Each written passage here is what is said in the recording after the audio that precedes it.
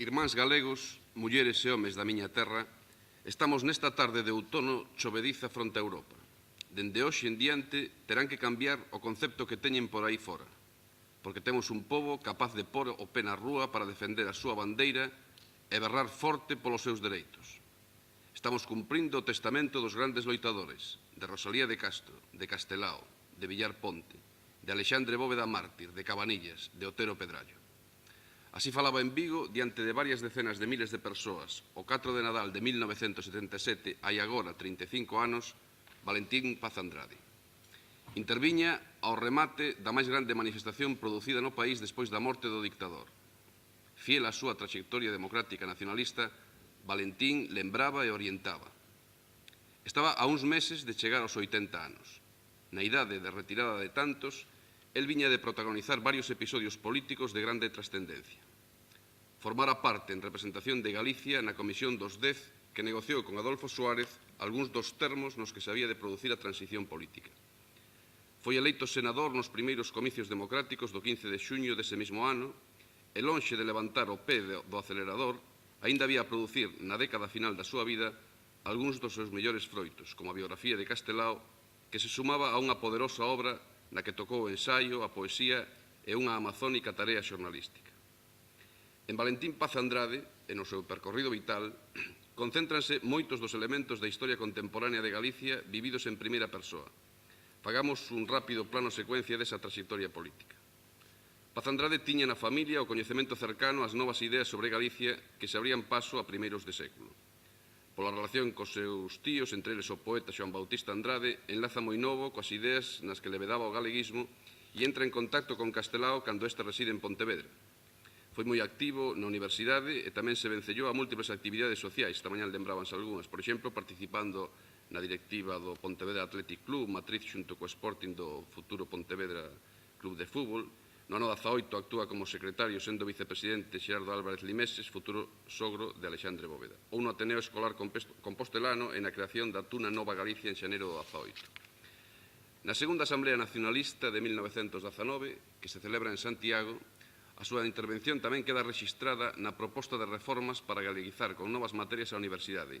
E un Valentín, futuro director do Galicia, suxire xa daquela crear unha escola de xornalistas galegos, unha proposta que tardou casi 70 anos en levarse adiante. Todos eses movementos que orbitan alrededor do galeguismo das Irmandades da Fala e, no seu caso, tamén no que supuña o agrarismo, o grande movimento social que estremeceu a Galicia daquel tempo, maduran despois da súa experiencia como xornalista de referencia e abogado e ten un momento brillante no fundacional discurso do García Barbón, cando a República se albisca xa no horizonte. Valentín presidía daquela grupo autonomista galego que organiza un grande mitin para celebrar o 25 de xullo do ano 30 no histórico teatro que agora outra vez recupera o seu bello nome de Teatro García Barbón e baixo a presidencia de Ramón Cabanillas intervén xunto a Otero Pedrallo e a Castelao. O teatro estaba ateigado, como reflexan as fotografías, e as intervencións chegan a nós recollidas íntegramente na revista Nós que dirixe Vicente Risco. O discurso de Paz Andrade é o que ten máis forza política dos tres pronunciados e esboza as ideas que haberían de tomar corpo máis adiante na confluencia de todos os grupos galeguistas dispersos no Partido Galeguista. Decía Valentín daquela: nós vimos a construir unha nova Galiza que sexa como o espello da súa propia esencia étnica. Queremos unha Galiza autónoma, señora de si mesma, que sexa oficialmente o que ela é naturalmente, levando os principios democráticos á súa máis radical manifestación. Arelamos que o pobo galego entenda directamente nos seus problemas, sin intromisión de quen é alleo a eles, os resolve sen coñecelos, sen sentilos, sen vivilos, como puidera resolver os problemas do Congo. Ende xamais volva a ser Galiza territorio colonizado polas taifas electorais das vellas oligocracias. Fagamos do berro terra e liberdade o noso lema redentor. A historia posterior é ben coñecida. Nas primeiras constituíntes, despois do 14 de abril, a Paz Andrade virlanlle acta de diputado e non pode acompañar nas Cortes a Castelao, a Antón Vilar Ponte, a Suárez Picallo ou a Otero Pedrallo. O 5 e 6 de decembro de 1931, aquí en Pontevedra, faise a asamblea que unificaría a todos os colectivos galeguistas e tamén o Grupo Autonomista de Vigo, o Grupo Autonomista Galego. O logro do Estatuto de Autonomía convértese naquele momento no grande obxectivo político do nacionalismo E Paz Andrade asina con Lois Tobío, con Ricardo Carballo Calero, Vicente Risco e máis Alexandre Bóveda o primeiro anteproxecto de estatuto, que arrincaba no seu primeiro artigo cos máximos das arelas galeguistas. A Galiza é un Estado libre dentro da República Federal Española.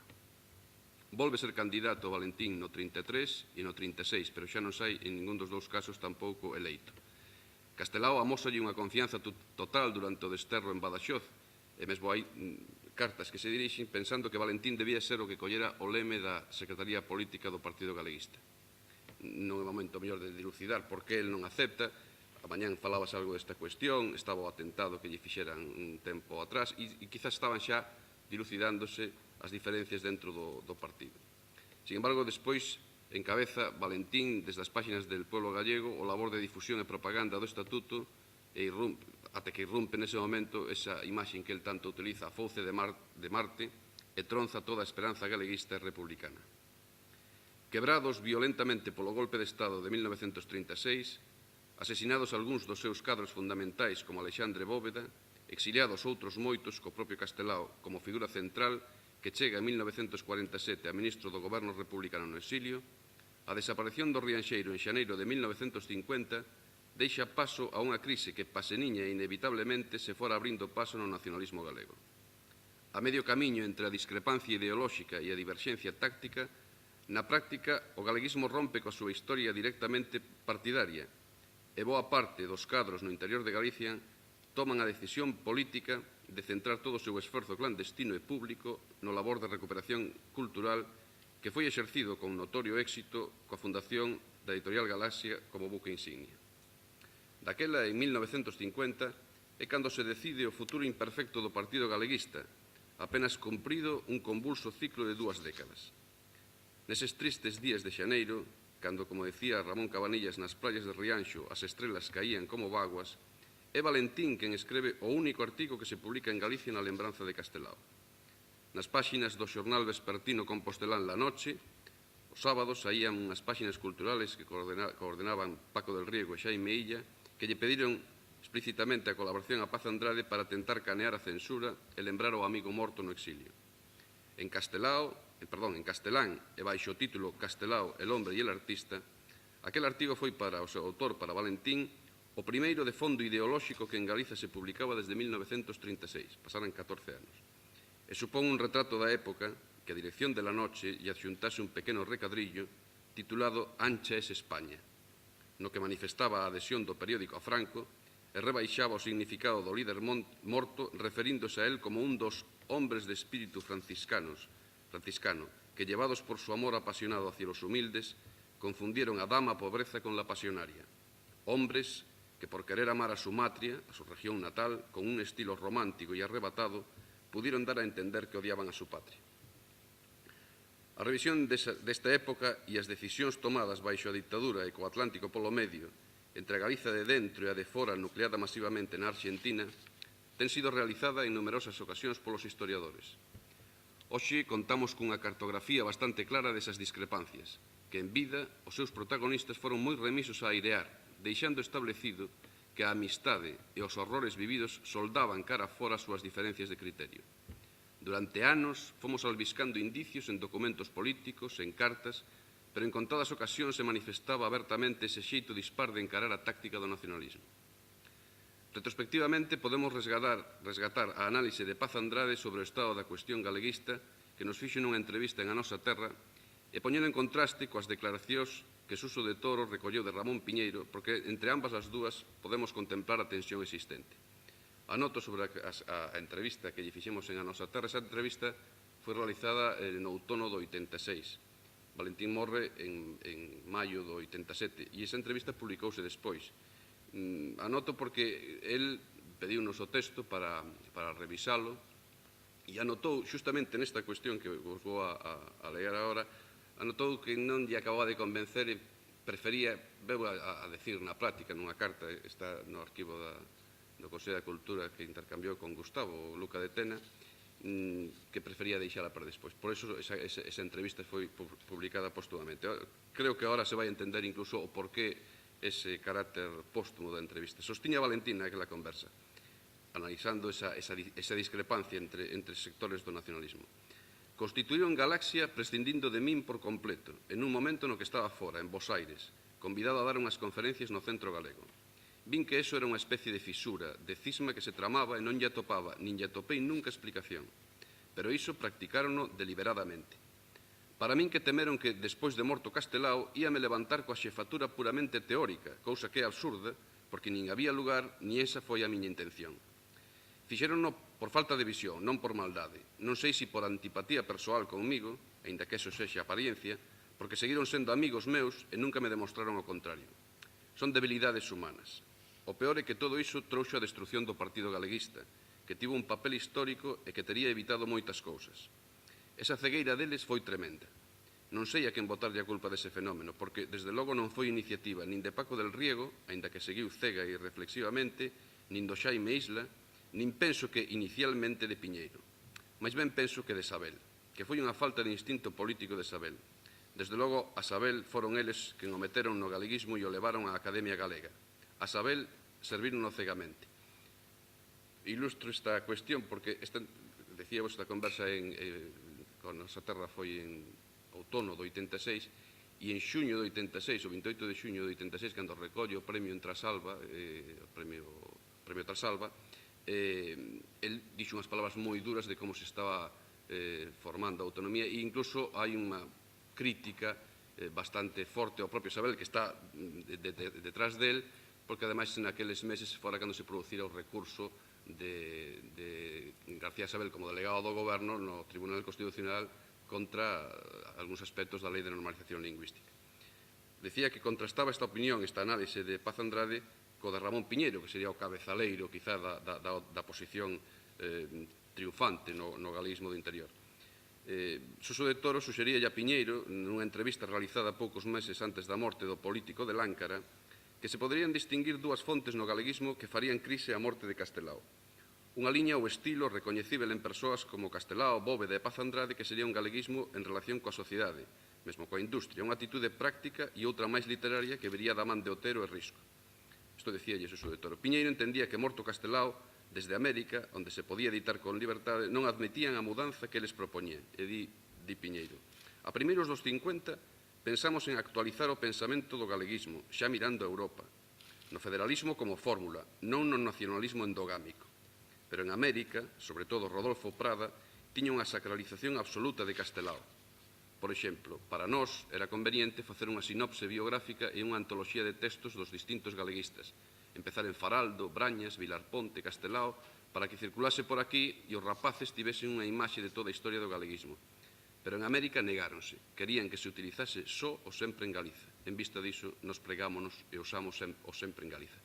Cuestión que é discutible de como foi esa difusión por parte do grupo dominante.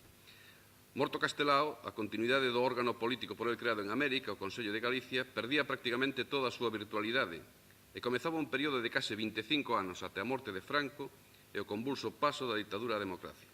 Son anos nos que o intercambio con América ten un grande valor e nos que Valentín é unha presenza continua, ben sexa nas xeiras ao Centro Galego de Bos Aires, como a partir de ser escollido pola FAO para impartir os seus cursos de capacitación pesqueira en diferentes países latinoamericanos. Esa conexión ten moita relevancia porque se fai a través de Viviano Fernández Osoro e Tafal, que fora alcalde e presidente da Diputación de Pontevedra, parlamentario, subsecretario en varios ministerios, presidente do Comité Central de Autonomía e, en plena guerra, comisario xeral do Exército Republicano. E a través daquelas xeiras americanas, Paz Andrade volve recompoñer relacións con persoas coas que coincide máis a súa visión proxectiva do galeguismo. Sorpréndeme que as historias do nacionalismo contemporáneo tendan a non valorar con máis fondura ou simplemente omitir a presenza de figuras como Paz Andrade do seu acontecer. Ten lógica falar dunha única dialéctica entre os polos definidos como culturalismo e a nova andaina política inaugurada no ano 64 polo UPG e o PSG coas súas diferentes metamorfoses. Pero coido que é sintomático que un vector de toda a oposición antifranquista con impronta nacionalista que podíamos personalizar en Luis Seoane, en Isaac Díaz Pardo e no que hoxe nos ocupa Valentín Paz Andrade, prestóuselle menos atención ou interese do que se debera. Quizáis porque, como digo, era unha continuación do Partido Galeguista por outros medios ou unha escisión nunca declarada. Despois do Big Bang que supuxeron as folgas obreiras de 1972 en Vigo e Ferrol, o Os anos inmediatos á previsible morte de Franco amosan que a disputa polo espazo político e as diferencias estratéxicas non permitiron apenas traballo en común entre as dúas maneiras de entender o cambio político nos opositores á ditadura en Galiza. O nacionalismo lanzouse nunha liña de ruptura e a esquerda, que polarizaba o Partido Comunista, practicou a realpolitik de sumarse finalmente á reforma. Foi a esta estrategia posibilista a que Paz Andrade, cultivado por contactos como, por exemplo, Fernando Alonso Amat, se incorporou cando no ano 1974, desde a formación dirixida por Santiago Carrillo, se lanza a iniciativa da Junta Democrática. A iniciativa madurou e Paz Andrade comezou a participar nas reunións que se facían en París e Estrasburgo. A fins dese ano, 1976, Adolfo Suárez, recén aprobada en referendo a Lei de Reforma Política, comeza a reunirse coa oposición que viña de constituir o 10 de decembro un organismo unitario. É a chamada Comisión Negociadora da Oposición, que estaba formada polo monárquico liberal Joaquín Satrústegui, polo demócrata cristián Antón Cañellas, polo representante da Federación de Partidos Socialdemócratas Francisco Fernández Ordóñez, por Felipe González polo PSOE, Tierno Galván polo PSP, Santiago Carrillo polo Partido Comunista de España, e como representantes das nacións con estatuto plebiscitado na anterior etapa democrática da República, Jordi Pujol, Julio Jáuregui e Valentín Paz Andrade, que curiosamente era o máis veterano de todos os componentes deste organismo e anecdóticamente era o único que nacera no século XIX. A representatividade de Valentín en este organismo foi discutida no seu momento. A min apunto só dous detalles, está aquí Ferrín, en un deles é citado. Hai unha carta de Rodolfo Prada a Emilio González López que fala sobre esta cuestión de como ele é elexido para participar neste organismo. Para designar a representación galega convidaron os grupos nacionalistas a unha xuntanza para chegar a un acordo e mesmo suxeriron o meu nome, o de Rodolfo Prada, como posible representante de todos, pero os grupos nacionalistas non estaban interesados na negociación co goberno. Posteriormente, cando convocaron a todas as representacións para constituir a comisión, tiveron que designar urxentemente o representante galego. Os da Táboa Democrática, tiveron o bon senso, Táboa Democrática, o nome que recibía a Xunta Democrática en Galicia, tiveron o bon senso de non propor a ningún deles, senón a unha personalidade independente. Fixeron unha lista con 3 nomes, Sebastián Martínez Risco, Valentín Paz Andrade e máis eu. E chamaron a Beiras por teléfono encargándolle de me consultar se estaría disposto a aceptar. Afortunadamente eu estaba en Lugo, pois fora ali a dar unha conferencia sobre o problema político de Galicia e non me puderon consultar. Mentres tanto, consultaron con Paz Andrade e resolveuse o problema, que, segundo me informou Ferrín, o Valentín, cando lle propuxeron, tivo a elegancia de decir a isto quen debía de ir era o Piñeiro. O problema resolveuse admirablemente ben. A min, se chego a estar na casa cando chamaron a Beiras, poñíame nunha situación difícil, porque era incómodo negarme. E, por outra banda, eu non debía aceptar unha representación da que estaban ausentes os sectores nacionalistas. En realidade, tiñame que me negar e simultaneamente aconsellar que designasen a Paz Andrade, que afortunadamente foi o que fixeron. Eu estou moi contento con esta designación porque o Valentín está actualmente moi ben de facultades e de azos e fará moi ben o seu papel. Ademais, sendo como é hoxe o decano dos políticos galeguistas, incluso é de xusticia que el sexa quen representa a Galicia nesta ocasión. Pero esta polémica sobre si el levaba ou non a representación lexítima de Galicia tamén dá un pouco a idea, ao meu entender, de como estaba aínda non abondo madura a posición política do nacionalismo naquele momento. Hai un reportaxe no Teima do ano 76 que é moi interesante, leo vos ahora algún aspecto del. Non sei, non ten firma, Freixanes cree recordar que pudo ser o que lle fixera, que hai unha entrevista que lle fan telefónica a Valentín poñéndolle en cuestión como el vai levar a Madrid esa representación en galega, non? E aí aparece o Paz Andrade práctico na política, o home que entendía que o realmente o experimentado na vida política desde moitas décadas, non? Entón, el afirma ao xornalista: a política é negociación, eu non sei que pode sair destas conversas en Madrid, as que asisten representantes de todos os povos e nacionalidades do Estado. Só sei que é importante que Galicia estea presente, que non quedemos marxinados nin acochados nos nosos tobos mirando como a historia pasa por riba de nós. E volvo a insistirlle nesa representatividade ou ausencia de organizacións nacionalistas nos que o apoian na súa viaxe a Madrid. Eu non son home dun partido nin represento a parte ninguna como vostedes din. Eu vou ali representando a Galicia. E máis adiante, volve a decir, cando lle preguntan polo estatuto, coido que o estatuto virá, aunque non sei como, para Cataluña xa se fala de algo, falase dun réxime especial. O de menos é a forma xurídica. De calquera xeito, o estatuto é a legalidade histórica apoiada no voto masivo dos galegos en 1936. É un argumento sagrado. E cando lle insisten en que a oposición, hai unha parte da oposición que se reivindica pola autodeterminación e que non reconoce a autonomía, Valentín dille, o pobo galego, que é autodeterminación? Pregúntase. Compre ir desmitificando as palabras. O pobo galego xa se determinou unha vez no Estatuto de 36. Mentres non haxa outro acto de expresión popular e libre, o Estatuto é un feito. Despois sigue a entrevista, ten esa curiosidade de que el defende os argumentos, defende-os ademais contraargumentando. Non despachou ao xornalista, a pesar de que o xornalista o apupaba moito nesa conversa. Eu creo que Paz Andrade tiña a convicción de que el tiña que estar sentado ali e que Galicia tiña que, despois daquele esforzo tan intenso, en particular, por exemplo, de Castelao, para que o estatuto non se perdera no marasmo do exilio e das maniobras da política republicana, todo aquele esforzo que fixera para que se reconoceran nas Cortes, eso tiña que dar un froito político, e ese froito político, en certo sentido, é a presenza de Galiza como nacionalidade na Constitución, co valor político que eso pode ter. Jordi Pujol lembra un Paz Andrade que nesas reunións da Comisión dos 10 era pouco locuaz, pero decía Pujol, en todo caso, tiña o mérito, ás veces tan decisivo en política, de estar guardando o lugar, porque se íamos discutir dos temas autonómicos, Galiza lograra plebiscitar o seu estatuto, levalo ás Cortes de Montserrat en 1938, e independentemente da forza que tivese o nacionalismo galego en 1976, Paz Andrade levaba con el a forza simbólica daquele acontecemento.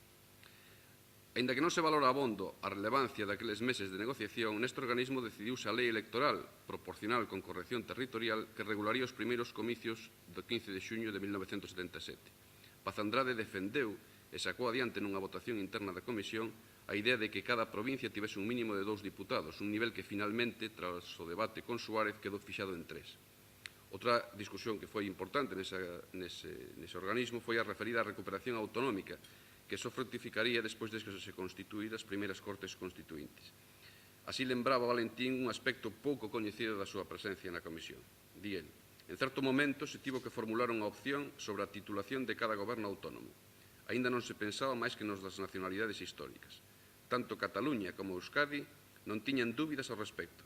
Galiza menos debía telas por mor dos suevos se adiantaren a constituir o Reino de Galiza.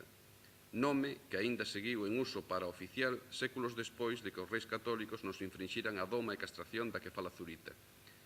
Mais os tempos non pasan en balde. Cando fun chamado a propoñer nome para este ente autonómico, suxerín o que prosperou, Xunta de Galicia, o que escollera Antolín Faraldo na Revolución Galega de 1846, sufocada gollescamente pola ditadura de Narváez cos 12 fusilamentos de Carral. As eleccións de 15 de xuño do 77 constituen a primeira presencia, despois de 3 intentos, de Paz Andrade nas Cortes. 4 intentos, este sería o cuarto intento de ser elexido e, por fin, sae senador. Nunha carta ao seu amigo Manuel Córdoba Ullosa, dibuxa o ambiente no que se produciu a elección. A miña candidatura triunfou, a miña persoal, non a dos outros dos que me acompañaban, que eran Del Río e Fernando Alonso Amat, afogados polo vendaval do centro, o vendaval Suárez, como os Sirocos ou os Alísios. Saír enteiro de semellante embate e saír a corpo limpo parece que foi algo. Aínda quedan amigos. En xeral, o corpo de votantes galegos deu un triste espectáculo. Hai que remover os pousos do medo ancestral e do medo superimposto. Hai que facer dun pobo acobardado un pobo con maior dignidade civil e máis consciente dos seus dereitos. O labor de Valentín no Senado é un período corto, é o período da Constitución, é reducida, hai poucas intervencións del no diario de sesións. Así todo consta, e casi, digamos, a súa intervención estelar neses 2 anos, o debate que ten, creo que incluso estaba o ministro de Exteriores, Marcelino Mayor Oreja, polo ampliación do dominio marítimo das 200 millas.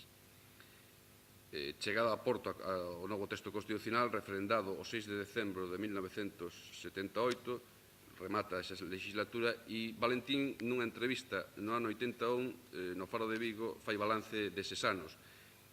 Esta entrevista feita despois do golpe frustrado, o golpe militar frustrado ou exitoso en certa maneira, según se vexa, de Tejero, que anos despois se supo que o propio Valentín estuvera nesas listas negras que circularon. Decía Valentín nesa entrevista do 22 de marzo: non se seguiu unha política de síntese. A parte de que, aínda mobilizando e vencellando os elementos do galeguismo histórico e das novas xeneracións que non amosaron ter moita compatibilidade co pasado na práctica, aínda que a tiveran na teoría, a unidade que compraría sería moito maior. O galeguismo militante tiña que ser unha forza moito máis generalizada no país, moito máis dinámica e moito máis madura. Penso que houbo pouca meditación no que se fixo en canto a necesidade de apertura. A pesar de ter sido representante de Galicia na Comisión da Oposición que negociou a reforma política, de ser senador e de ter gañado unha elección democráticamente, nin conmigo se contou, nin coido que se contou cos demais tampouco. Cando se fixo así, por algo será, e eu non entro na contemplación dos motivos. Sin embargo, non parou aí Valentín a súa constante presencia. Quedaba moito por diante con froitos e frustracións, pero sempre na brega. El volve presentarse ás eleccións no 79 para senador, non sai, ten apenas moi poucos votos, non? E, sin embargo, el se mete continuamente en apoiar moitos emprendamentos. Nesa transición, por exemplo, deses anos, el estuvera con Isaac e con outro grupo de xente, unha historia, ademais, que non está suficientemente documentada, que é na formación no diario Galicia, que esta era, ademais, unha teima que tiña moito que ver coa súa vocación de xornalista, pero tamén coa comprensión de que necesitaban un xornal para realmente difundir as súas ideas.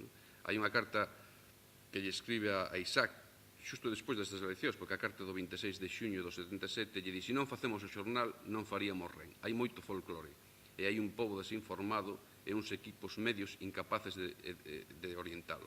E os demais xornais, os que hoxe temos en Galicia, non fan máis que contribuir á desorientación. Mas despois está ese optimismo da vontade que finalmente non foi adiante, mais o xornal farase con razón ou sen ela. El tiña unha capacidade de análise sobre o xornalismo, tiña unha serie de conviccións. El realmente sigue sendo considerado un xornalista de referencia. A etapa do Galicia, que a xeitos podría ilustrar, creo que vai falar estes días dela, é unha mostra de convicción da importancia do xornalismo. Naquela entrevista que lle fixéramos e que saleu póstuma, el reivindicaba esas tres ideas del sobre o xornalismo. El decía: hai tres elementos na composición dun diario que coido que son fundamentais. Un é o editorial. Penso que un diario que renuncia a él renuncia á maior potencialidade de opinión que está implícita na publicación dun xornal. O editorial cumpre unha misión da que a xente non se dá conta: suministrar a opinión que sobre os sucesos políticos pode soster por conta propia cada lector o resto do día. É unha especie de economía do pensar que sirve aos que non soen pensar, que son, desgraciadamente, moitos. Cando se acostuman á literatura dun xornalista, rematan por pensar como el, e iso é moito mellor que non pensar nada, porque se o xornalista ten criterio sobre o seu oficio e ten altura, sabe o seu oficio e ten altura, sempre lle infundirá ideas progresivas, liberais e de acordo coa índole do xornal. E depois, el reivindicaba tamén a presencia da caricatura, do dibuixo de humor, como fixera no Galicia, que consideraba que se perdera, e ele ademais entendía que debía ir na portada, que debía ser tamén unha especie de golpe editorial que marcara o día e as ideas do día. E el, nese ano 86, decíanos que os xornais galegos que non tiñan opinión editorial. El Faro foi toda a vida un xornal sin opinión, profesionalizaba a neutralidade, o desentenderse das cousas, o non exercer a censura moral e política no senso nobre da súa función. O caso da Voz non o coñezo de tan antigo porque antes líase moi pouco en Pontevedra, pero aínda hoxe non ten editoriais. Supoño que é porque non teñen esa evidencia que temos outros de entender o xornalismo doutro xeito. Supoñen que tamén hai acollida para esa posición neutral, e a maioría dos xornais galegos encaixáronse nese modelo de non ser nunca tribuna de opinión. Penso que iso merma as posibilidades de arraigo. A prova é que o The Times, El Sol, El País, todos os grandes xornais fixéronse a base de editoriais. O Galicia, sin embargo, non saeu. Non foron capaces de sacalo adiante, era caro facelo e posiblemente non había o consenso necesario de como orientalo. Pero despois ten ese gran emprendemento que xa hoxe falouse del, falou Charo, falarás estes días, que foi a escrita da biografía de Castelao, que é realmente impresionante, porque eu antes facía fincapé en que estaba a piques de cumprir os 80 anos, pero é que a esa altura, e cando se publica, el xa ten para os 84, vai, non? Eu creo que tamén aí influía moito aquela cousa que o propio Piñera decía, é dicir, había un certo interés en que a obra de Castelao non fose especialmente difundida, recordando que, por exemplo, os famosos dibuxos de guerra de Castelao, con toda a súa carga política, sendo incluso un elemento gráfico que é todo un exemplo de memoria histórica e de difusión do martirio e do que sucedeu no ano 36, son uns dibuxos que estaban no Museo de Pontevedra, que publicou a Cal como puido, porque eu creo que incluso saltando esa toreira todo tipo de pexas que lle puderan poñer, pero despois desapareceron. Editáronse, nos editamos en a nosa terra, eu creo que foron pasados os anos 90 xa. Creo que ilustra un pouco isto que en este outro documento que tomei outro día no Consello da Cultura, que é unha carta que cando están preparando as presentacións do libro de Castelao, e como vai presentalo con Ramón Piñeiro no ano 82, Isaac escribe a Valentín: da presentación do teu libro falei con Ramón Piñeiro. Falamos da organización e da orientación da presentación. El pensa máis ben nunha velada que nunha mesa redonda, pois di que hai que evitar o acceso dos apropiadores de Castelao, que poidan convertir o acto nunha trifulca, e todo se aborda como pensamento político. Eu titulei esta intervención Os vellos galeguistas nunca morren. Fíxeno pensando en Valentín, pero tamén pensando en exemplos de persoas que nestes anos, estas décadas pasadas, eu fui coñecendo polo traballo como xornalista. Pensaba nos 83 anos cumpridos en que Luís Tobío, diplomático, un dos que lle deu corpo xurídico, por exemplo, ao Consello de Galicia, ponse, e é autor dunha autobiografía exemplar, as décadas, aprende a usar o ordenador cos 80 anos cumpridos e ponse a traducir, xa digo, a unha edad na que moita xente se xubila, do alemán o Fausto de Goethe. Pensaba en Isaac Díaz Pardo, que mantivo até o último alento dos seus máis de 90 anos o espírito emprendedor, fose empresarial, artístico, comunicativo ou político, sempre disposto a axudar. Pensaba en Avelino Pousantelo, ao que sempre lembraremos manifestándose en Compostela, con 96 anos ao lombo en defensa da lingua no ano 2010, poñendo o ramo a unha biografía de patriota galego. E tamén pensaba en Paco del Riego, o home interminável, que tamén quedou na fronteira dos 100 anos, e que foi quen de levantar unha academia galega. Escollo a súa voz constante sempre que se lle pedía nos anos de derradeira opinión. Por exemplo, o xornalista Xosé Luís Muñoz, no ano 84, antes unha parte desta entrevista, decíalle: o primeiro que ten que crear a política no país é unha ilusión, e este é un país sin ilusión ninguna, nin siquiera na autonomía. A que tiña, e que demostrou o 4 de Nadal, desvaneceuse en virtude da tramitación do Estatuto e do réximen preautonómico. Penso que aquelas torpezas que se cometeron nos derradeiros anos do centro tiveron moito que ver co desencanto. Por outro lado, a falla de preparación e consecuencia dunha política que sempre se fixo de costas a Galicia, é dicir, que hai unha tendencia a gobernar desde Madrid até países como Galicia, que teñen uns matices de originalidade e personalidade moito máis acusados que o resto das rexións españolas, e non me estou referindo ás nacionalidades, ainda que esta idea sería válida para as nacionalidades. Por exemplo, ter un idioma co que se poden entender 100 millóns de brasileiros, 8 ou 9 millóns de portugueses, 3 ou 4 de angolanos e outros tantos de Mozambique, débese ter en conta. Existe, pois, unha problemática propia que non só é lingüística e literaria, senón social, e unha política de certa proxección cara ao futuro ten que ter en conta esta realidade na que Galicia é un país eixe. Que obriga íntima alentaba esta xeración de perdedores, auténticos descubridores do país? Ao meu ver, o sentimento de que debían pasar o testigo nas mellores condicións. Así era a análise final de Valentín sobre este asunto da continuidade que repetiu sempre onde públicamente foi reclamado. Prodúcese un corte co pasado, cun efecto de dislocación.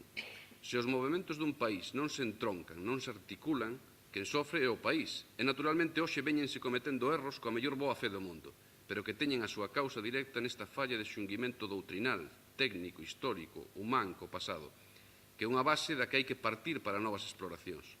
O problema é moi complexo e non resulta fácil velo con claridade, pero a verdade é que hai un baleiro grande.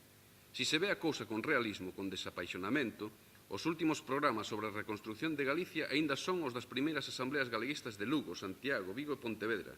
É dicir, que daqueles programas, daquelas ideas, aínda se sigue vivindo teóricamente, porque ningún partido articulou un programa novo sobre a realidade galega, un programa que viñera a renovar e poñer á altura dos tempos ese pensamento galeguista. A proba é que se comparamos o Estatuto da República co que agora está vixente, advírtense unhas diferencias fundamentais de estrutura política que desvirtúan a pretensión autonómica. Nestes intres, temos unha autonomía de coexistencia co centralismo, non unha autonomía pura. Suprimiuse na fachada iso do centralismo, pero o centralismo sigue subsistindo igual que antes. Dentro da estrutura autonómica actual, siga habendo, en lugar de 4 gobernadores civís, 5. Siga habendo as mesmas diputacións, siga habendo a mesma organización administrativa, en fin, que en realidade o centralismo sigue intacto e o goberno autónomo ten que estar disputando por arriba e por debaixo as súas facultades de goberno. É este un sistema híbrido, unha autonomía híbrida, unha fórmula política inventada en Madrid que eu combatín todo o que puiden cando estive na Comisión dos 10. Aínda hoxe ecoan desde lonxe as palabras de Valentín Paz Andrade facéndose actuais. Moitas grazas.